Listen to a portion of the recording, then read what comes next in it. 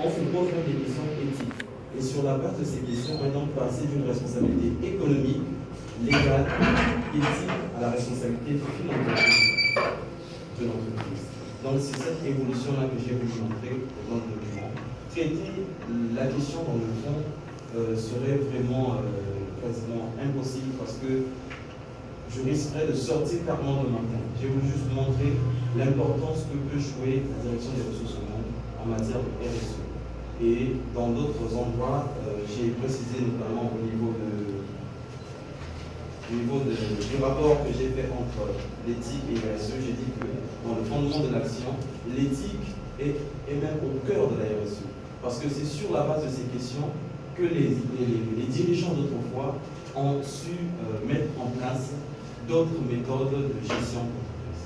C'est dans ce contexte-là que j'ai voulu établir une nuance en fait. Et pour la deuxième question, est-ce que la RSE fait bon ménage avec la performance de l'entreprise? Ça va tout dans le texte. On dirait oui, ça peut faire bon ménage parce que une entreprise ne peut pas uniquement s'atteler à produire de la richesse, mais elle doit aussi tenir compte de son environnement. Je prends le cas d'une cimenterie, une cimenterie implantée par exemple en plein état. On voit que les effets, les activités de cette entreprise peuvent avoir des effets négatifs sur la population avoisinante. Donc l'entreprise doit prendre ses responsabilités dans ce sens-là afin de parler réellement de la responsabilité d'entreprise sociétale. Et pour la question suivante, est-ce qu'il y a d'autres entreprises qui adoptent la RSE à part la FDI? Je dirais oui. Monsieur Seth a cité l'exemple de Sonatel. Et en annexe, vous avez toute une liste de 24 entreprises qui pratiquent de la RSE.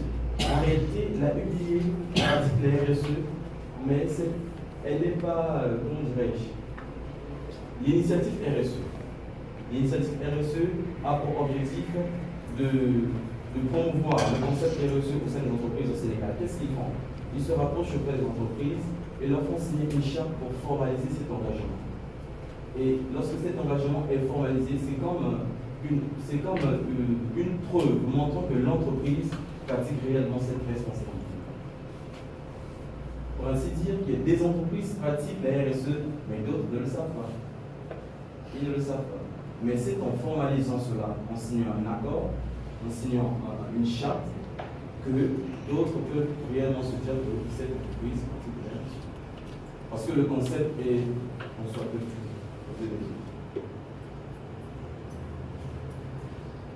Pour répondre à votre question, je vais présenter aujourd'hui, sur quoi vous êtes basé pour dire que l'entreprise, je l'ai dit tout à l'heure, la liste est en annexe des entreprises, qui sont en 2004. Pour la seconde question, est-ce que les entreprises qui pratiquent de la RSE font aussi de l'éthique? Vous avez déjà la question? Oui, ils font de l'éthique. Parce que c'est l'éthique qui est le mot de la RSE. En fait, je vais poser cette question-là, c'est déjà pour remonter à la base, pourquoi déjà vous avez essayé de dissocier ces deux-là, alors que déjà, RSE déjà, c'est une vraie animation. Pour faire de la RSE, on fait forcément de l'éthique. Donc, pourquoi déjà essayer de l'éthique? Je ne sais pas, ça va prendre. Bon, ok, bon, parce que là, il y a tellement de choses à débattre, mais c'est juste que par rapport à l'éthique déjà, par rapport surtout également à la notion de RSE. On ne va pas également en faire un sujet parce que nous, également, c'est un master en management des ressources humaines. En quoi maintenant, la ressource humaine permettrait d'intégrer cette dimension RSE, en fait, essentiellement, on a un impératif volontariste pour les enlever dans l'entreprise. S'il n'y a pas d'autres observations, je voudrais simplement revenir sur quelque chose qu'il a utilisé dans le mémoire. Et vous avez oublié de mettre au niveau de la page des sigles d'abréviation, c'est les lois NRE. C'est important, il faut le dire. C'est le nouveau régulation de l'emploi, je fais ça. Pas de question, en fait, c'est une observation. c'est bon. Bon, ok, d'accord. Vous laissez délibérer.